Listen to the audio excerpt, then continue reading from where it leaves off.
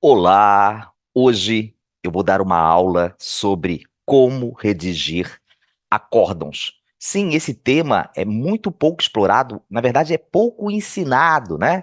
Nas faculdades, tem pouco material na internet, e eu, com a minha experiência aí de 12 anos de assessor, vou tentar contribuir um pouco para você. Vai ser um passo a passo sobre redação de acórdãos, tá legal? Depois da vinheta, a gente começa.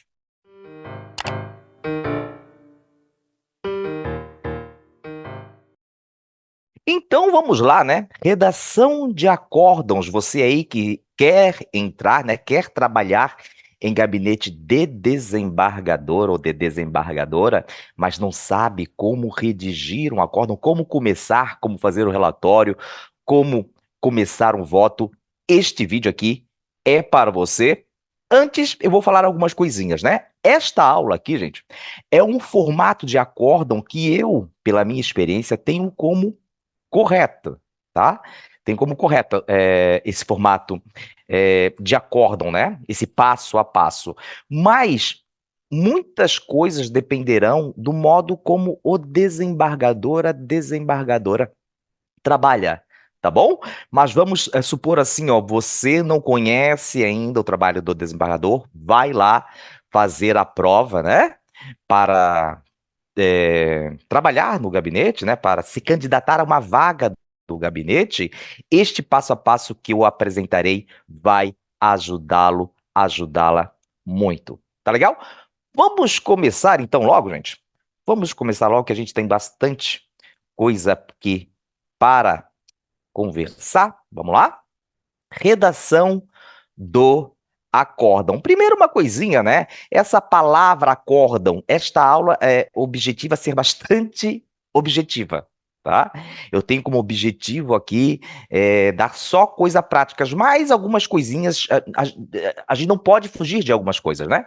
Por exemplo, de onde vem a palavra acórdão? Essa palavra acórdão deriva da terceira pessoa do plural, do presente do indicativo do verbo acordar. Quando os desembargadores se reúnem, né, numa sessão de julgamento, eles vão acordar sobre o julgamento de determinado recurso, de determinada ação, né?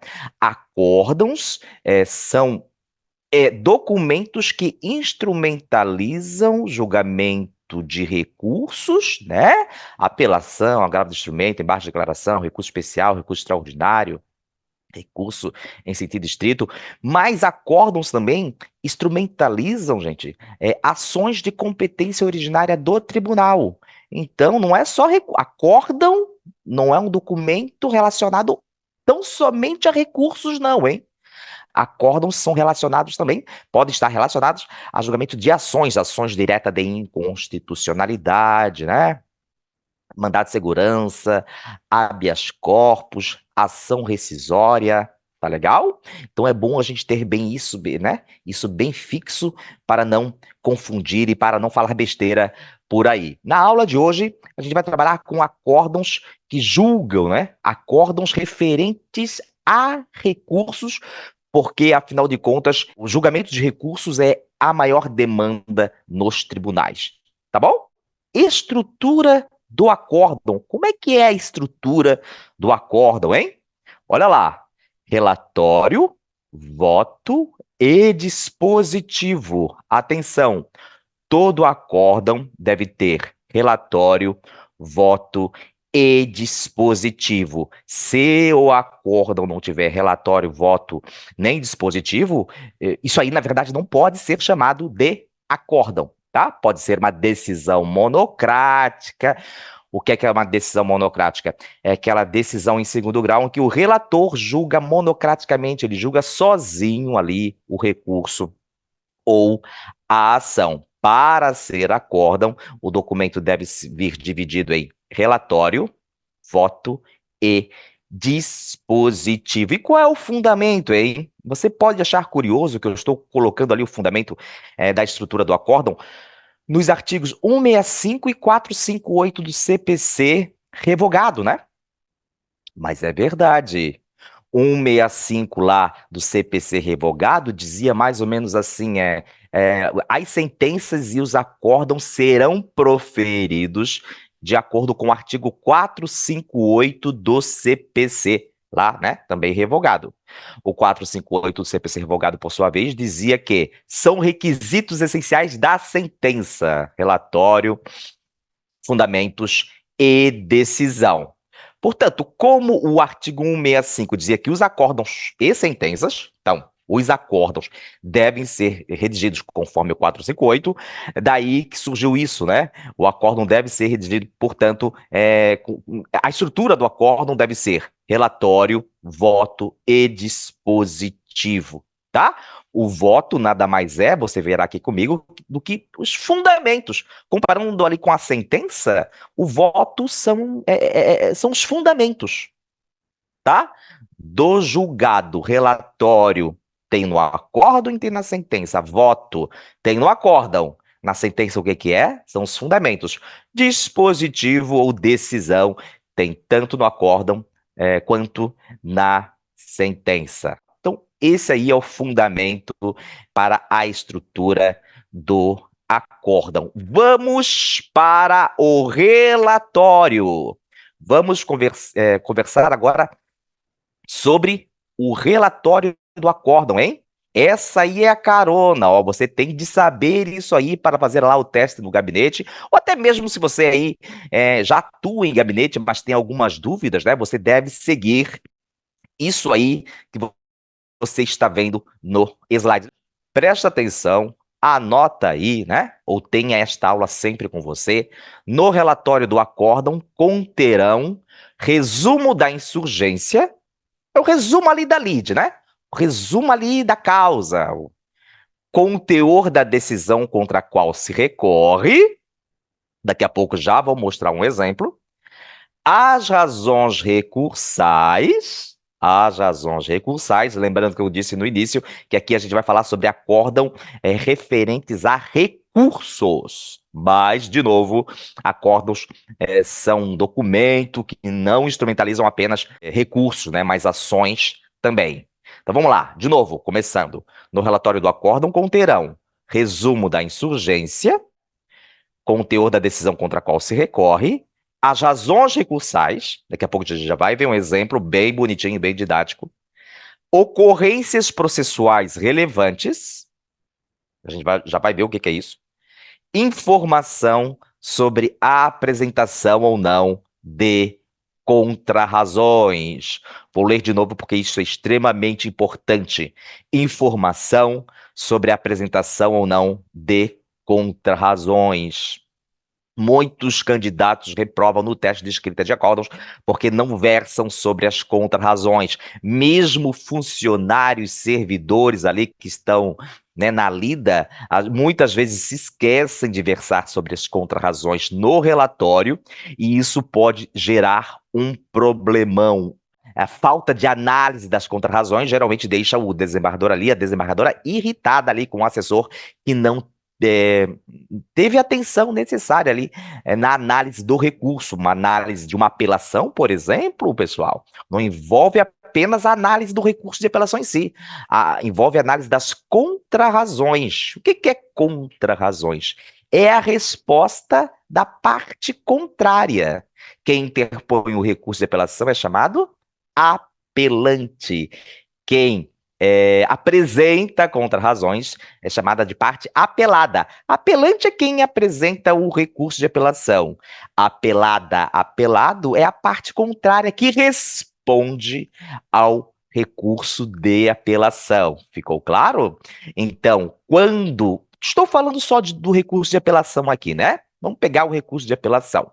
Quando uma parte interpõe recurso de apelação, ela interpõe o recurso lá no primeiro grau, o juízo lá do primeiro grau intima a parte contrária para apresentar contrarrazões, ou seja, para responder ao recurso da parte apelante. Fazer constar essa informação sobre a apresentação ou não de contrarrazões é importantíssimo como a gente vai a gente vai ver daqui a pouquinho, tá? O relatório não pode ser exaustivo, não pode fazer um relatório gigante. Em que sentido, hein, professor? Não pode fazer um relatório gigante. O relatório não pode nunca ser maior do que o voto. Jamais, tá? O relatório do acórdão pode reportar-se a outro relatório já existente nos autos. Você pode, sim, no relatório do acórdão, se reportar a outro relatório existente nos autos. Você pode. O que você não pode fazer é se reportar a um relatório, mas não transcrever o relatório. Por exemplo, fazer assim, ó, adota-se o relatório da sentença tal, né? Tratando-se aí de apelação. Você não pode se reportar, apenas se reportar um relatório sem transcrever o relatório na íntegra. Vamos lá, então. Olha só, gente. Você não pode parecer que está adiantando entendimento, hein? Não pareça estar adiantando entendimento. Isso é muito interessante. Você deve escrever de forma imparcial. A gente sabe que às vezes os julgamentos não são imparciais, né? Às vezes pode ocorrer de não serem, né? Essa coisa de racionalidade na decisão às vezes não funciona muito bem, não, né? Há vários elementos que influenciam na tomada de decisão judicial. Mas a gente tem de parecer que o relatório, que a escrita do relatório é imparcial. Portanto, você não pode parecer estar adiantando entendimento em nenhuma parte, até do acórdão, hein? Vamos dar um exemplo aqui, ó. Olha só essa frase. A apelante pleiteia a majoração dos honorários sucumbenciais, uma vez que o valor arbitrado pelo juízo ACO é irrisório. Olha só, isso está escrito no relatório do acórdão. Vamos ler de novo? Já conseguiu achar aí o defeito? A apelante pleiteia a majoração dos honorários sucumbenciais, vírgula, até aí nenhum problema. Mas olha só a continuação. Uma vez que o valor arbitrado pelo juízo ACO é irrisório. Não.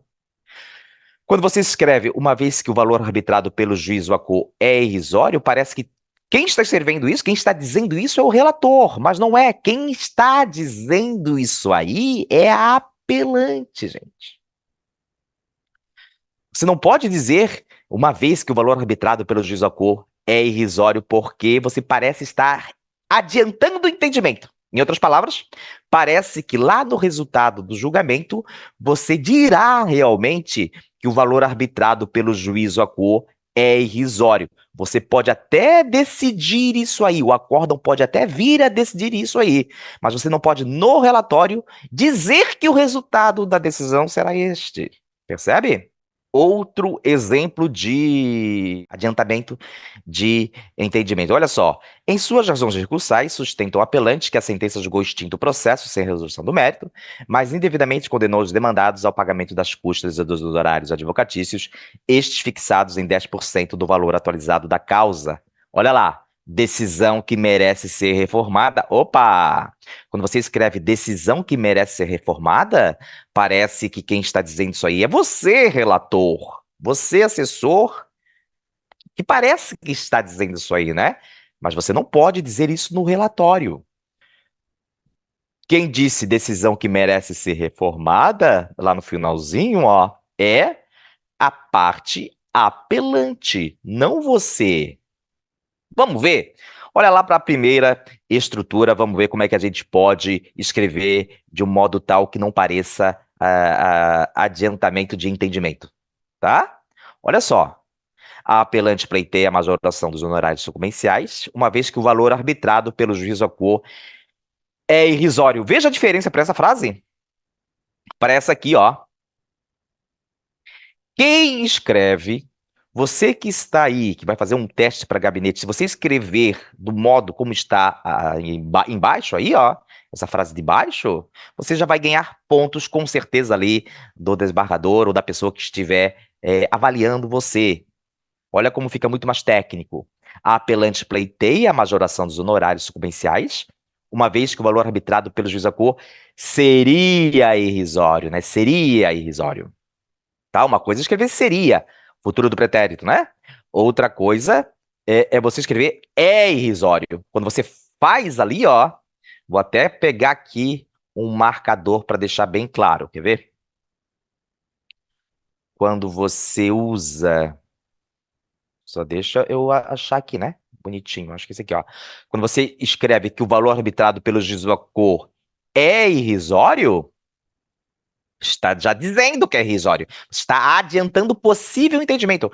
Agora, aqui no relatório, quando você escreve que o valor arbitrado pelo juiz da cor seria irrisório, você está deixando ali, pelo menos, uma dúvida no relatório. Legal? Mas o uso do futuro do pretérito, né, seria, haveria, não é a única técnica de não parecer estar adiantando entendimento. Olha só como você pode escrever também, hein?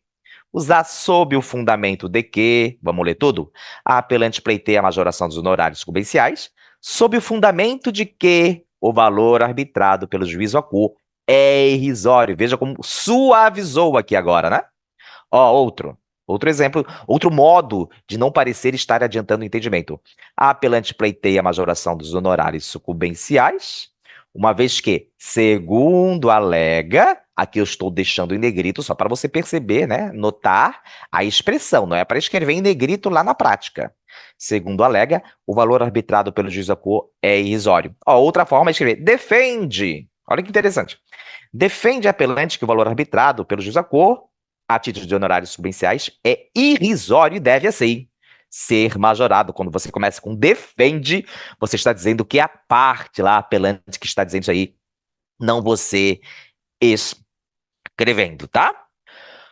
Outra forma, isso é bastante interessante, de não parecer estar adiantando o entendimento, é apresentar as razões recursais, enumerando-as, né? Botando A, B, C.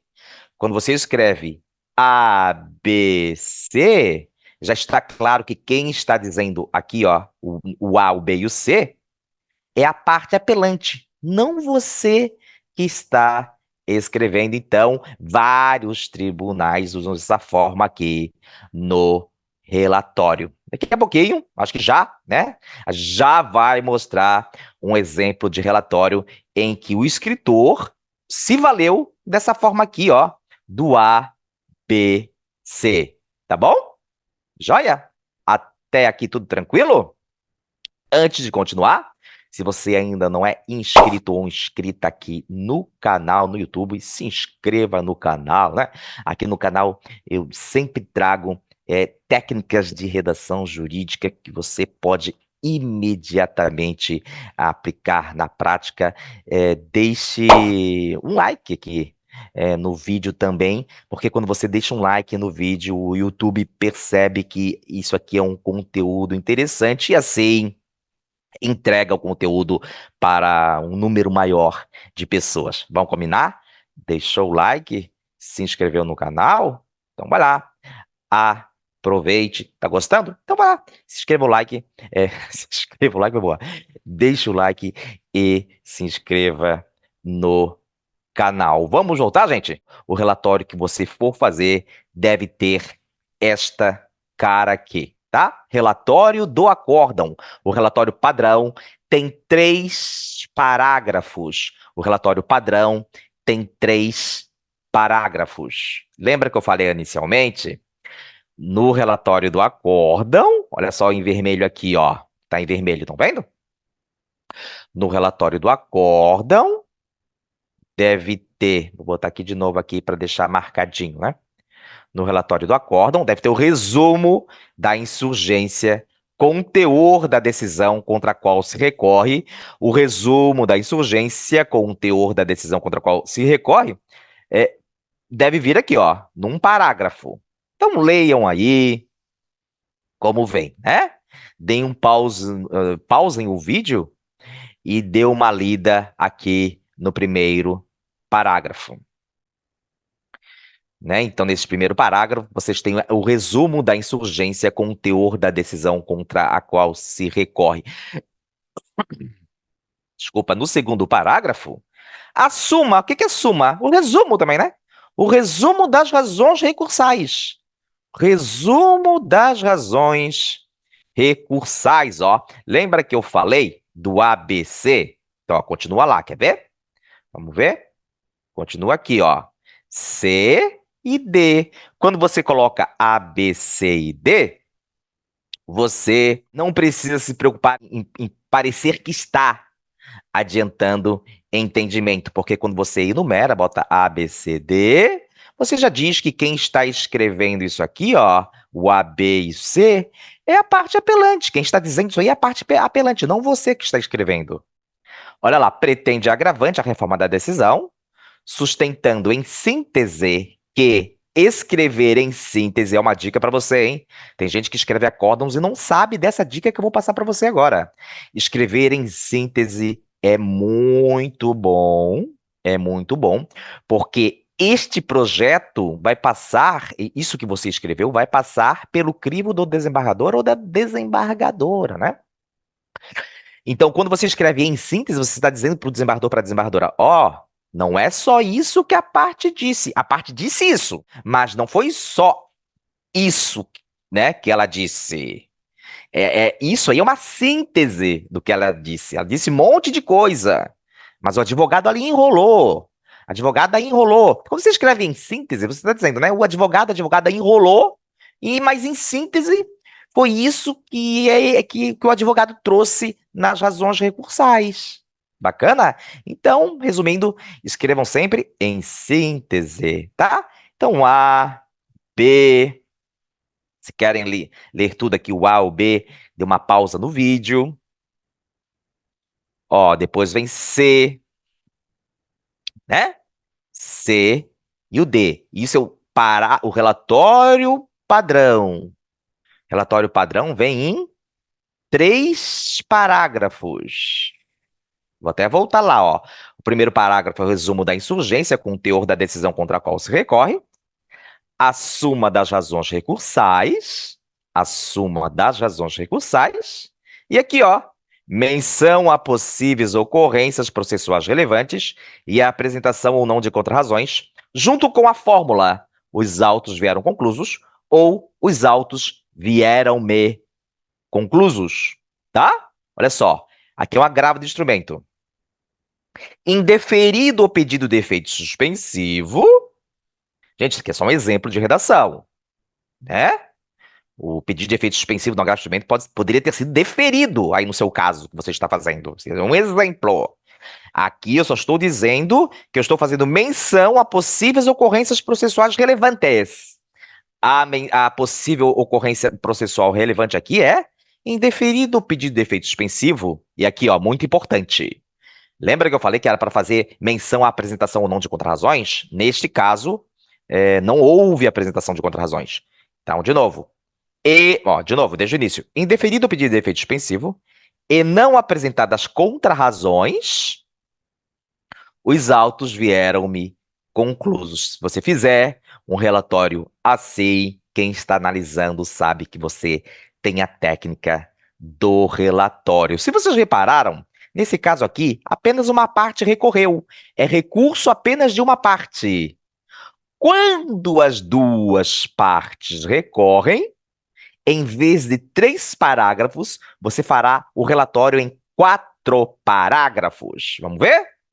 Aqui tem lá, ó, cuida-se de apelações cíveis, interpostas por Ângela Rorô. Gente, esse tipo, agora a redação em si, sobre a redação, eu falo muito no meu curso Redação de Sentenças e de Acórdãos, hein? Cujo link para inscrição consta aqui na descrição do vídeo, hein?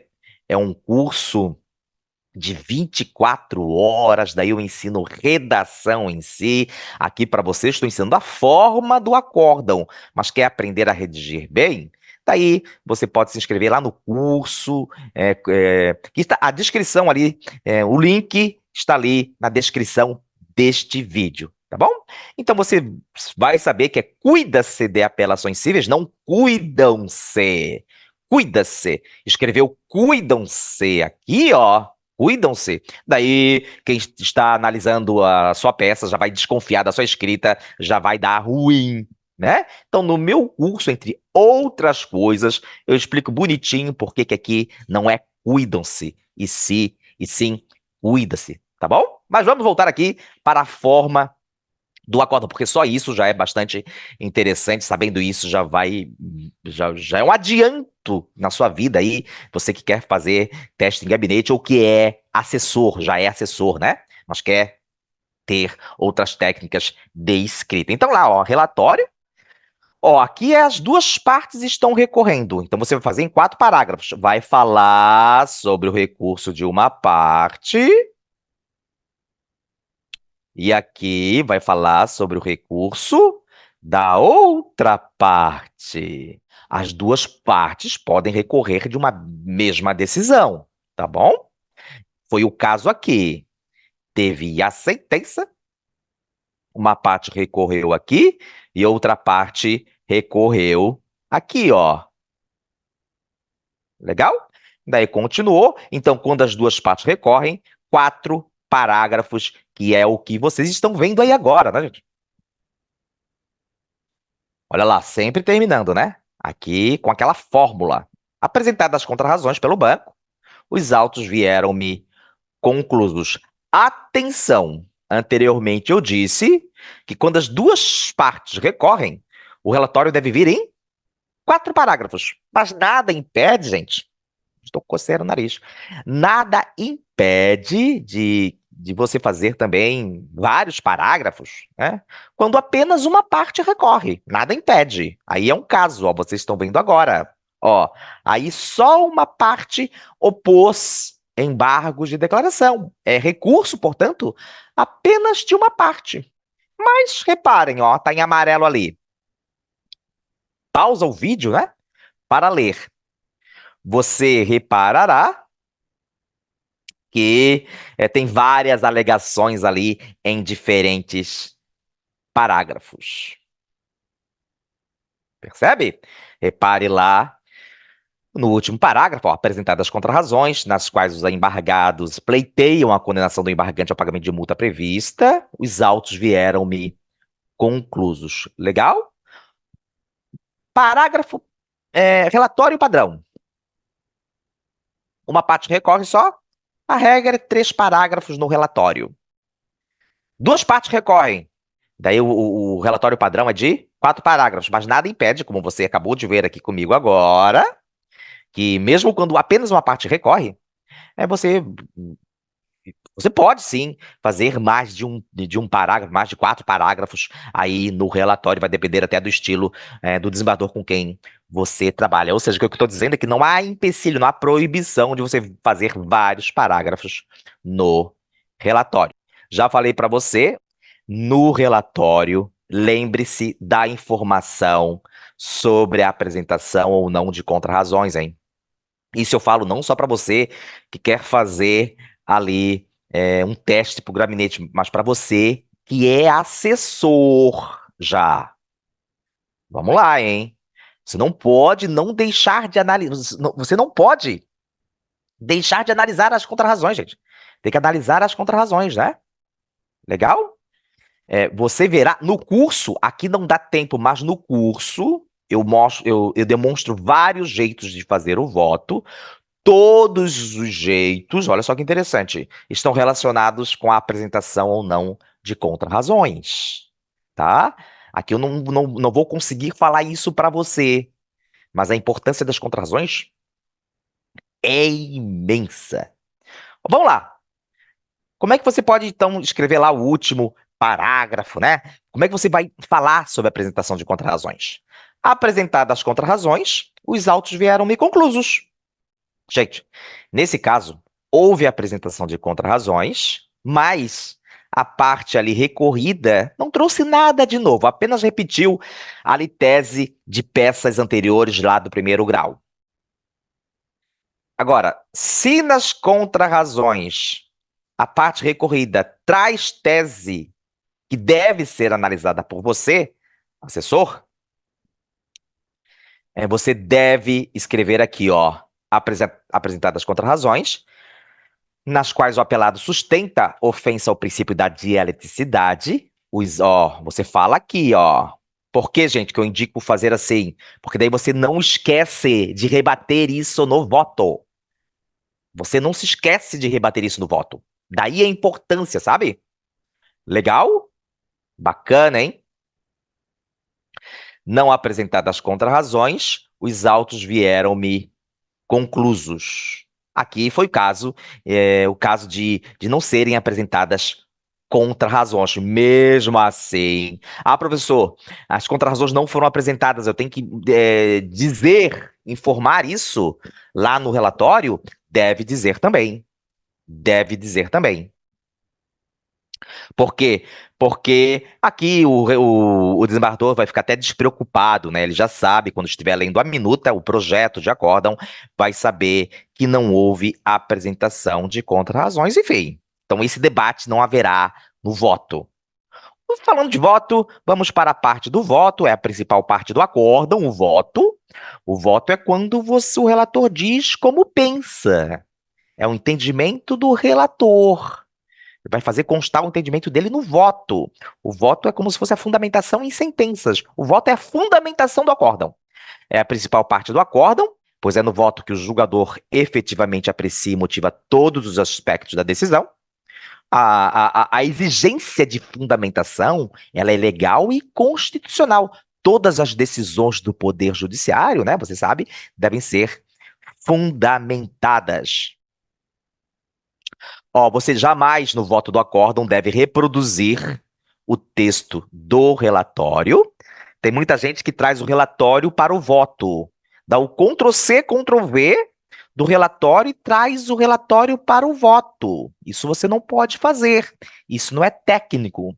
Você pode trazer partes, mas não o relatório inteiro. Na fundamentação consta apenas o voto do relator. Por que que eu estou falando isso? Porque você pode sim escrever o voto na primeira pessoa, tá? Você pode escrever o voto em primeira pessoa. Show? E pode misturar a terceira com primeira pessoa, né? Porque, enfim, haverá partes do voto que você não poderá fugir da terceira pessoa, tá?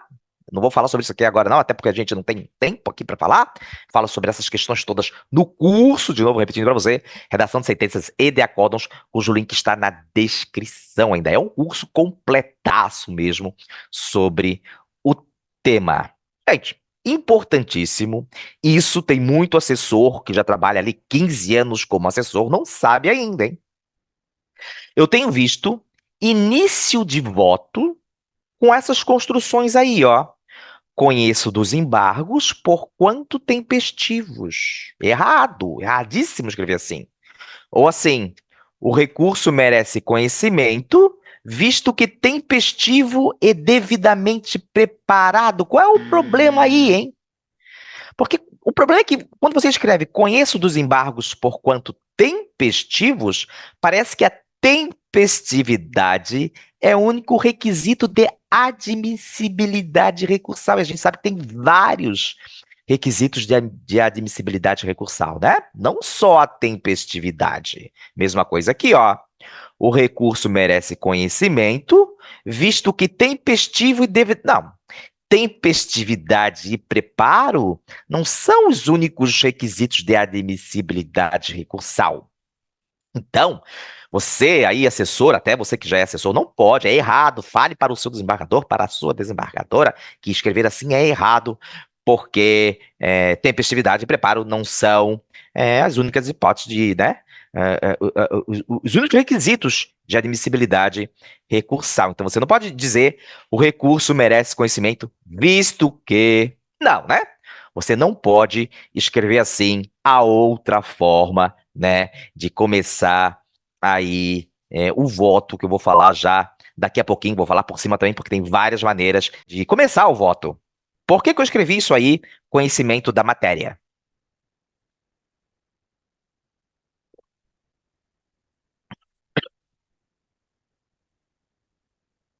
Gente, se você não conhece a matéria, você não vai redigir bem.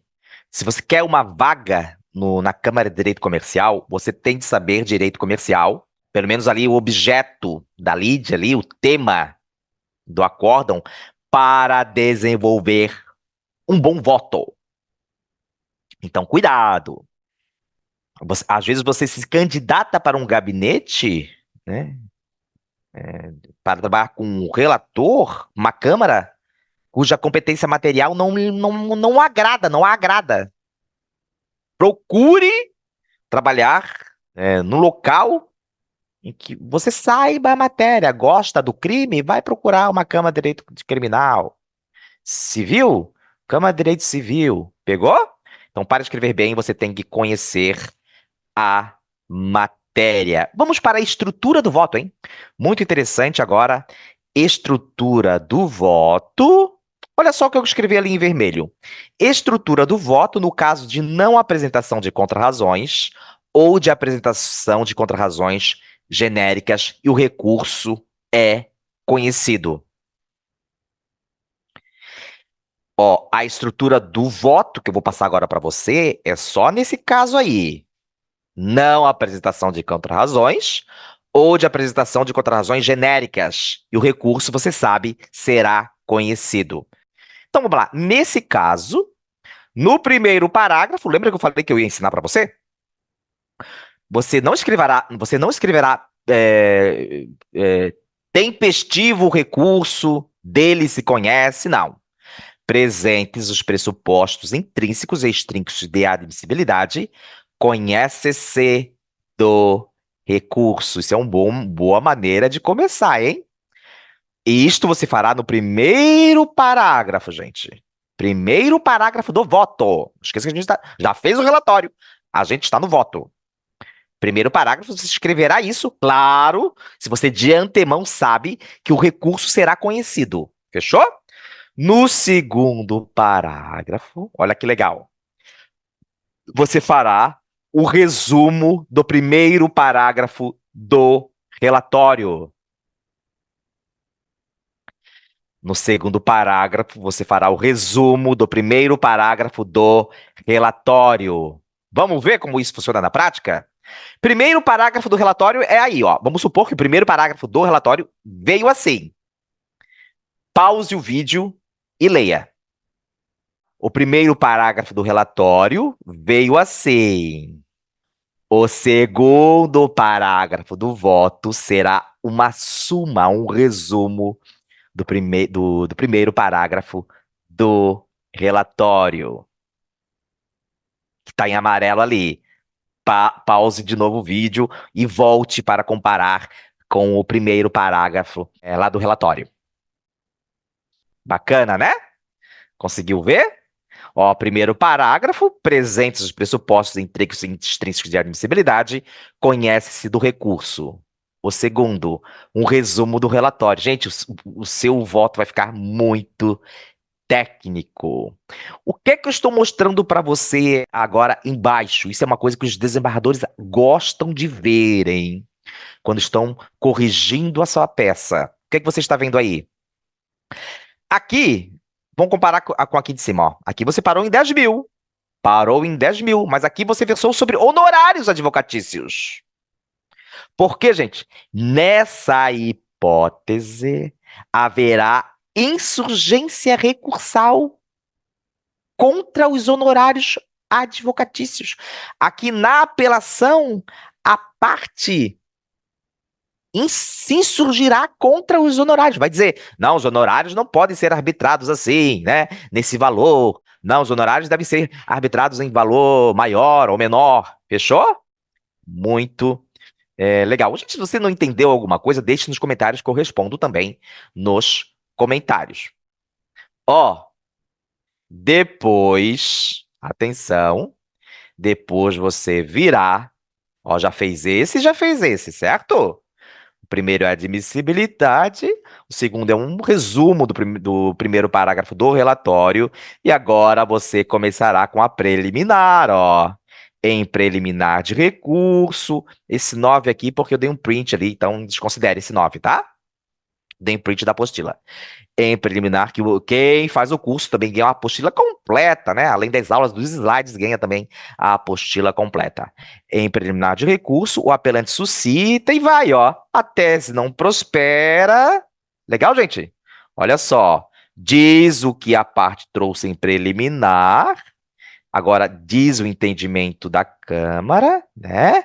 O entendimento, afasta preliminar, ó, depois é trazida outra preliminar, ó, ainda em preliminar, o banco apelante sustenta a inépcia da inicial, pois esta não teria sido instruída com os documentos necessários à propositura da demanda, sem razão. Daí agora você respondendo ao recurso, né? Você está dando o entendimento da Câmara a respeito aqui da tese trazida em apelação. Ó, depois vem como prejudicial de mérito, joia? Como prejudicial de mérito, o banco alega, de novo, ó, novamente razão não lhe assiste, e assim vai.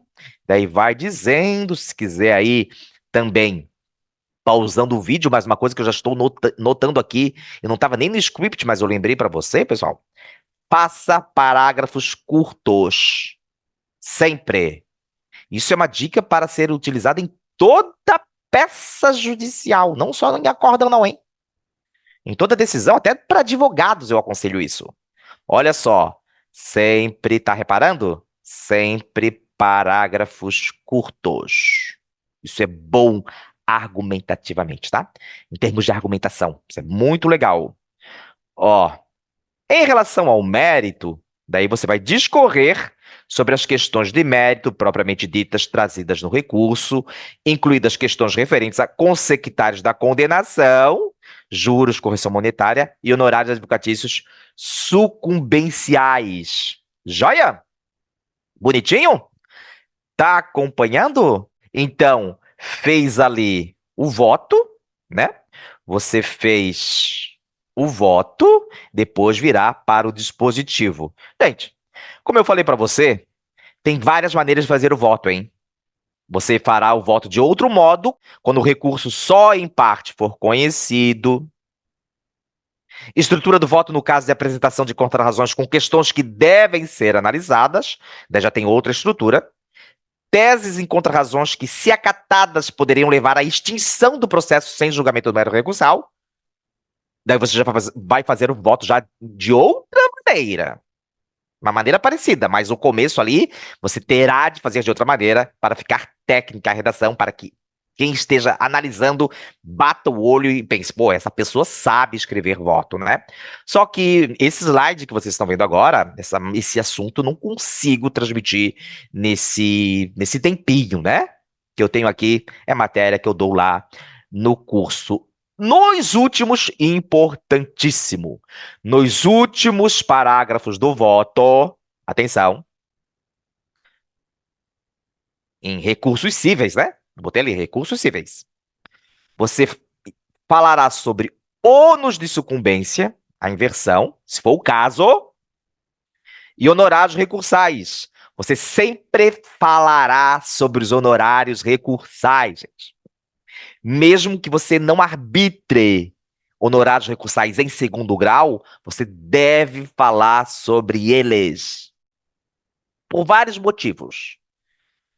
Um deles é para o desembargador ver que você falou sobre o assunto, né? Quando o desembargador vê que você falou sobre o assunto, ele pensa, pô, essa pessoa é boa, esse assessor é bom. Ele não esquece. Olha que interessante. Se houvesse honorários recursais, deveria ser arbitrado ali na causa, a informação com certeza estaria ali. Agora não há arbitramento de honorários recursais e o meu assessor, eu, desembargador falando, ele versou sobre a informação sobre o não arbitramento dos honorários recursais. Então isso demonstra para mim, né, eu que sou chefe desse assessor, que sem dúvida, se houvesse arbitramento de honorários recursais, esse assessor aqui não se esqueceria de colocar a informação. Então isso é técnico, gente, tá? Traga informação sobre os honorários recursais. Não tem tempo para falar sobre. A gente não tem tempo, né?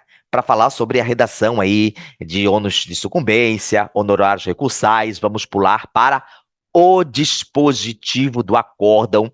E agora aí são dois dispositivos redigidos de maneira bem técnica. Em alguns sistemas judiciários já tem uma fórmula pronta para esse final aí, para o dispositivo, né? Dispositivo você deve escrever de maneira correta, né? Claro, né? Para não haver nenhuma, não vai, né, se contradizer no dispositivo, dando aso aí para embargos de declaração. Bom, enfim, em suma, dispositivo, última parte do acórdão. Dispositivo, só um exemplo, à vista do exposto, vota no sentido de conhecer dos embargos e rejeitá-los, bem como aplicar a embargante multa equivalente a 1% do valor corrigido da causa. Joia? Ó, outro exemplo embaixo, ó. Dispositivo. Diante do exposto, vota-se no sentido de conhecer do recurso e dar a ele provimento, ou você pode escrever, vota-se no sentido de conhecer do recurso e dar-lhe, dar, hífen, lhe, provimento, para julgar procedente a impugnação com inversão dos ônus comerciais, já fixado na sentença. De novo, esses são só apenas 2 exemplos de redação de dispositivo. Alguns perguntam, professor, se eu estou rejeitando os embargos, ou seja, estou dando um julgamento de mérito. É claro que os embargos foram conhecidos. Nesse caso aí, eu tenho que trazer informação sobre o conhecimento do recurso. Sim, tenha isso como uma praxe. É claro que muitas coisas que eu estou dizendo aqui vai depender do desembargador com quem você for trabalhar. Se o desembargador achar que for desnecessário fazer menção ao conhecimento ou não do recurso, não faça, você deve obedecer à chefia ali, né? Ao desembargador, à desembargadora. Mas eu tenho como versar sobre o conhecimento, né, para depois, se for o caso, se passar dessa fase do conhecimento, se você analisar o mérito recursal, coloque sim ali conhecer da apelação, conhecer do recurso, conhecer dos embargos. Escreva conhecer sobre tudo, daí sim. Daí eu tenho como obrigatória a menção sobre o conhecimento naqueles casos em que há nos autos, no recurso, menção sobre, né, uma discussão sobre o conhecimento. Por exemplo, muitas vezes a parte contrária diz que o recurso não deve ser admitido. Diz, né, em outras palavras, que o recurso não deve ser conhecido. Nesse caso, é de muito bom tom você fazer menção ao conhecimento ou não. Afinal de contas, a admissibilidade recursal foi objeto ali de discussão durante a tramitação do recurso, né? A não admissibilidade foi objeto de contrarrazões. Então, traga ali a informação do conhecimento, traga ainda mais, né? Nesse caso, de novo, o meu conselho é você sempre trazer, sempre colocar conhecer do e dar provimento.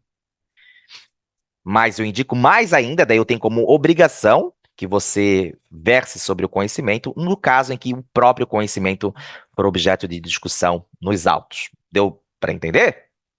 Se não entendeu, de novo, coloque ali nos comentários que eu vou ter o maior prazer em ajudar. Gostou da aula? Se gostou, se inscreva no canal, deixe o like aqui no vídeo. Para mim, isso é muito importante. Quer se aprofundar no assunto, quer ver coisa mais completa, né? Quer saber exatamente como redigir o voto em todas, né, em todas as suas versões. Eu tenho um curso Redação de Sentenças e Acórdãos, cujo link está aí na descrição, mas com esta aula, eu dei uma verdadeira aula aqui, eu imagino que eu já tenha ajudado você, ajudado você a desempenhar aí um bom, redigir bons acórdãos, tá bom? Se eu conseguir fazer isso, já estou muito satisfeito. De novo, deixe o like, se inscreva no canal e comente aí, deixe perguntas,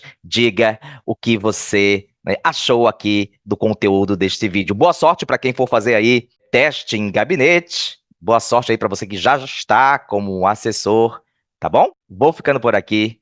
Forte abraço e até mais.